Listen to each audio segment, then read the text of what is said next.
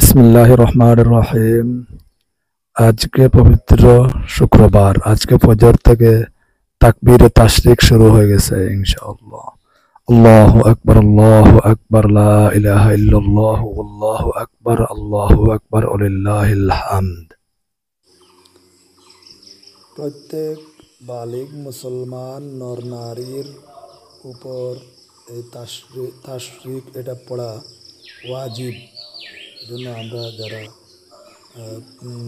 এটা গুরুত্ব সহকারে এটা পড়বো ইনশাআল্লাহ, বা ইমাম সাহেবগণ বা মুসল্লি একরামগণ, তারা সবাইকে পড়ার তৌফিক দান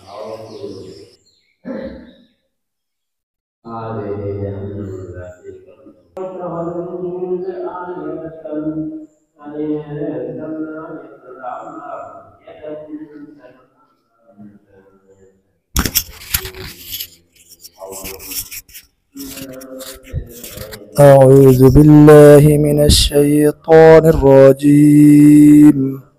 بسم الله الرحمن الرحيم.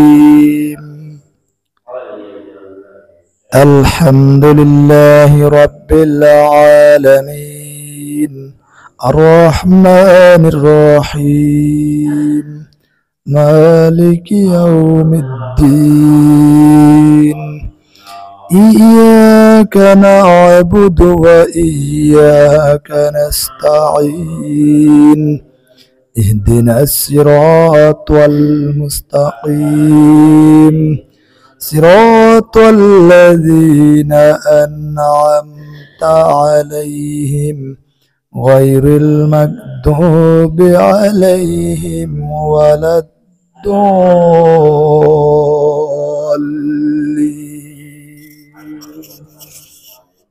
آمين.